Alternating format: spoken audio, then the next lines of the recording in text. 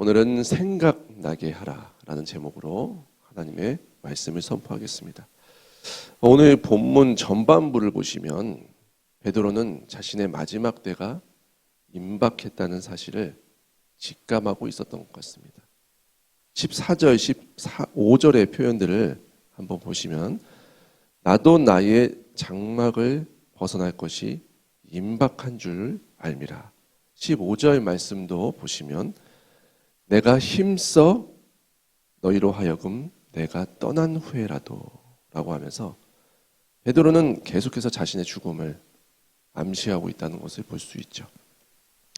죽음을 앞에 두면 사람은 어느 때보다도 진지해지게 마련입니다. 꼭 해야 될 일을 하게 되고 꼭 정리해야 할 것을 정리하게 되고 꼭 해야 할 말을 하게 되죠. 죽음을 앞에 두고 베드로는 사랑하는 성도들을 바라보았습니다.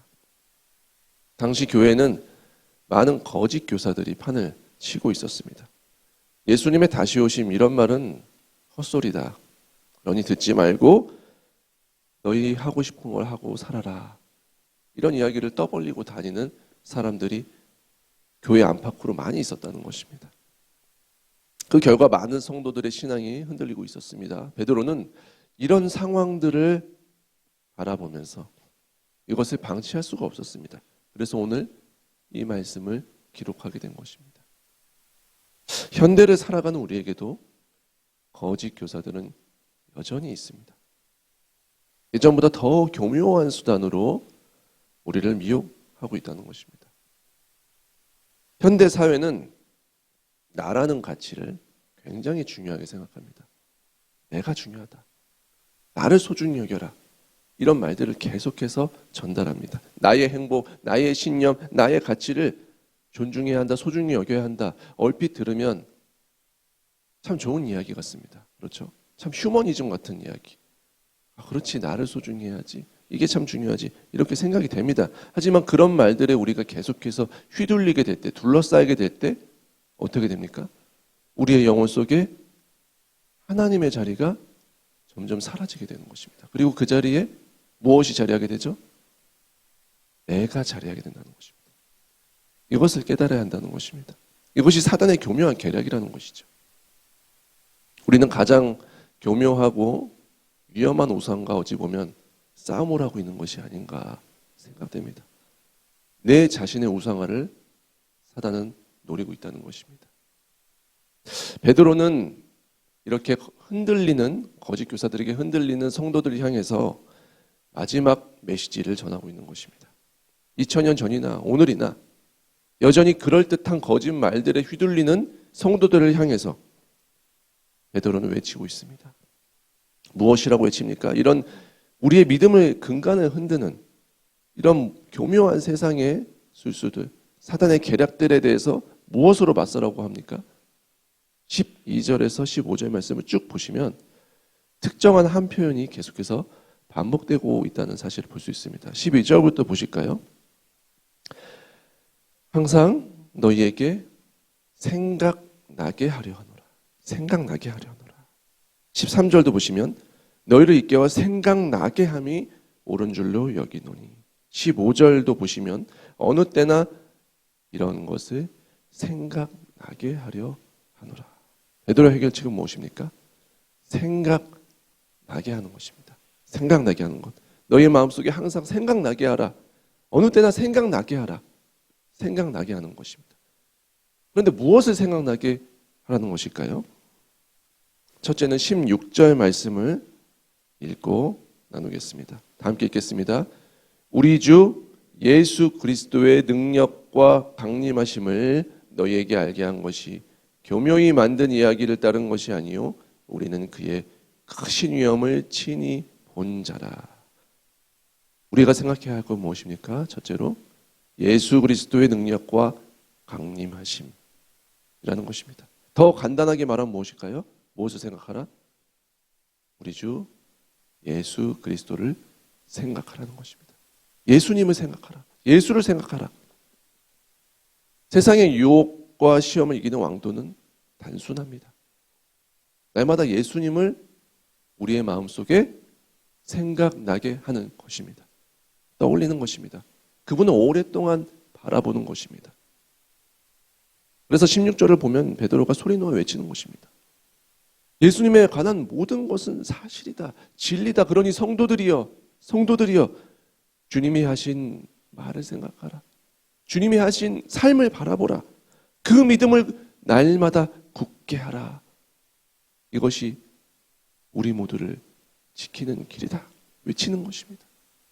사랑하는 성도님들, 날마다 우리의 영혼 속에 우리 주 예수 그리스도가 생각나게 되는 은혜가 임하시기를 주님의 이름으로 축원합니다. 날마다 예수 그리스도를 내 영혼에 생각나게 하십시오.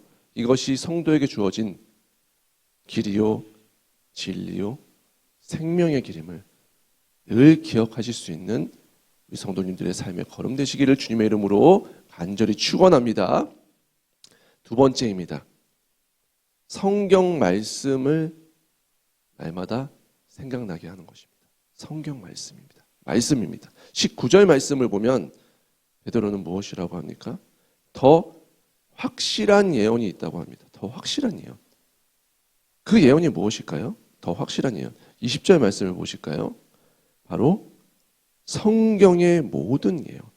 성경의 모든 예언. 오늘 우리가 함께 보고 있는 성경 말씀을 생각나게 하라는 것입니다. 성경 말씀. 사랑하는 성도님들, 오늘 우리는 왜 이 말씀을 나누고 있을까요? 이 말씀이 우리가 나아갈 길을 비추어주는 등불임을 믿기 때문입니다. 말씀이 없을 때 우리는 삶의 방향성을 잃어버리게 됩니다. 어디로 갈지를 알 수 없게 됩니다. 그러면 어떻게 됩니까? 뭘 붙잡아야 될 게 없잖아요. 그러면 어떻게 됩니까? 결국 어떤 방향성을 우리는 찾아야 되는 것입니다.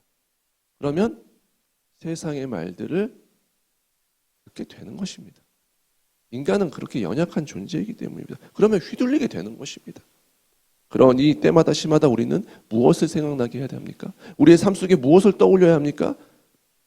말씀이 생각나게 해야 하는 것입니다. 이것을 위해서 우리가 어떻게 해야 합니까? 성령님께 구해야 합니다. 주여 도와주시옵소서. 우리의 삶의 시마다 때마다 말씀이 떠올릴 수 있도록, 생각날 수 있도록 주여 우리의 영혼을 깨워주소서. 도와주시옵소서. 이렇게 구해야 하는 것입니다. 사랑하는 성도님들, 말씀을 아는 데서 끝나는 것이 아닙니다. 그건 아무 힘이 없습니다. 오늘 품은 말씀이 날마다 우리의 삶의 현장 속에서 생각나야 하는 것입니다. 그런데 이것은 성령님의 강력한 도우심이 필요한 것입니다. 필요한 때에 생각이 나야 하는 것이기 때문입니다. 무엇을 깊이 묵상하고 깨닫고 하라는 것이 아닙니다.